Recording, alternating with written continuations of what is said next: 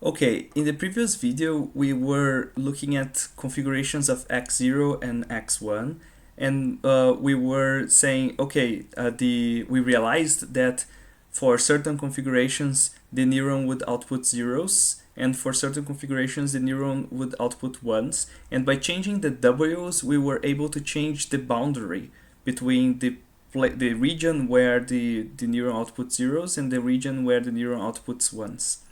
Now, if you think about this, you're going to realize that this is exactly the same as classification, where given a new data point, which would mean a new configuration of x0 and x1, we get a class, which is either 0 or 1. And the logistic regression example that we did in the previous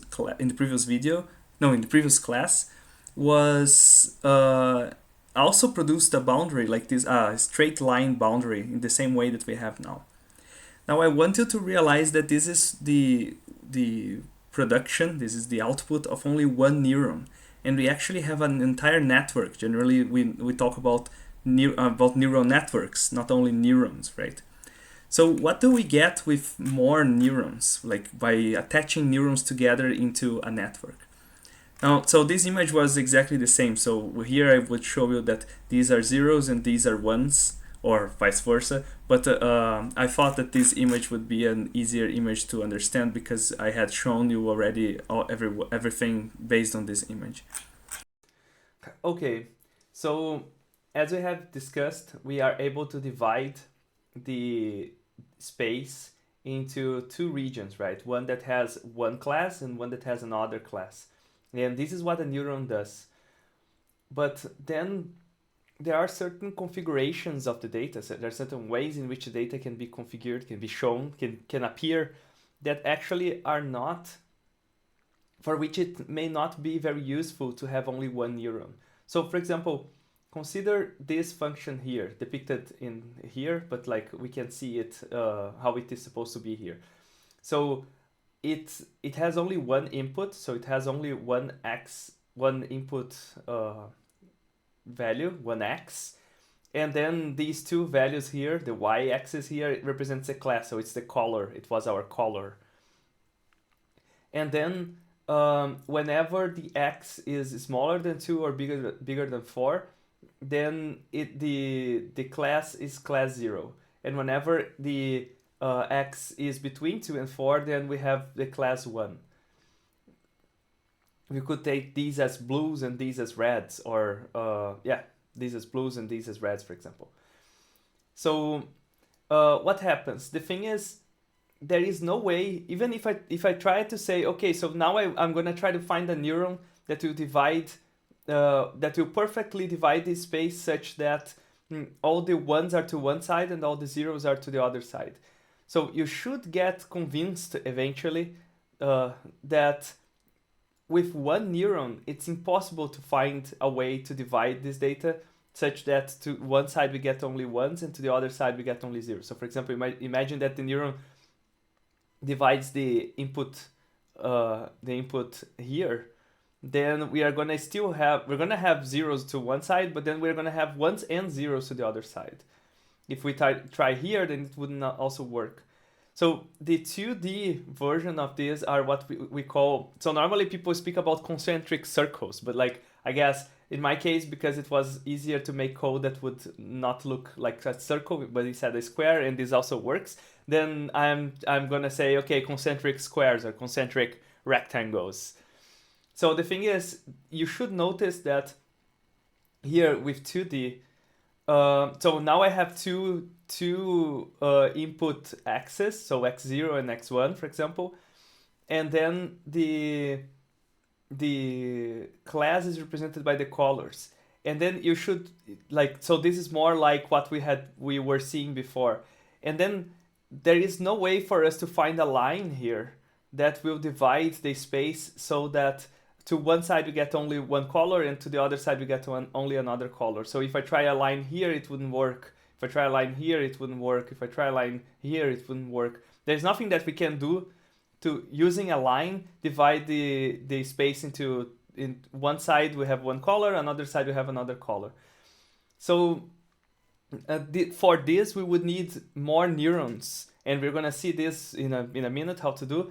But like another thing that we can do instead of using many neurons is to pull this into a higher dimensional space, and this is what I want to show you. So if this data were not only 2D, but it were 3D, for example, here, let's imagine that the data were 3D and we are just looking at it from above. So we are looking at it from here, like my eye is here and I'm looking down here. So then in this case, then I can find a linear way. So remember, our point here is that it is always a linear division, right? So here it is a point, here it's a line, a straight line, and here what is the equivalent of a straight line in 3D? It's a plane. So I can find a plane that can divide the data here in the middle, and then with this plane I can perfectly divide the data between the reds to one side and the blues to the other side. But then when I project this plane, this boundary, the boundary that I create here between the reds and the blues into 2D, then I would find a square, right? I would find something here. And this is what is crazy. So what I want to show you here is that it's like to give you the intuition that when I have more dimensions, then what is linear in a higher dimensional space may not look linear in a lower dimensional space. So it doesn't look linear when we find a division that is like this. It doesn't look like, it's not a straight line. So that's what I'm trying to say. Like linear here would be a straight line, but it doesn't look linear, a boundary that looks like a square like this. But it is linear only in a higher dimensional space, and this is something that is used and abused a lot by a lot of algorithms in machine learning all the time. And I just thought that I would say this because this is it's a useful thing to keep in mind, that the neurons may be actually really powerful. Only one neuron may be actually really powerful to do a lot of things if only it has more input dimensions than our data has. And so it would be able then to divide the data in ways that are not like just the equivalent of a straight line in the number of dimensions of our data. Okay, so this is one way in which we can have some more fancy classification. Another way is to have more layers of neurons. So for example, let's say that we have a data set that looks like this, where we have blue points, like elements of the class blue everywhere. And then we have like some clusters of green points here and clusters of red points here. And then we want to perform a classification. We want to, given a new data point, let's say here, we want to say, okay, so is this point a green point? Is this point a blue point? Or is this point a red point? So with only one neuron, I would be hopeless, right? I wouldn't be able to even, I would only have two outputs anyway, so I can't even do much. But if I had more neurons, I could actually do a very nice job. So let's say that I have a neuron that creates this boundary here. And this neuron, it outputs 1 to this side, the inside of this green area, or 0 to this side.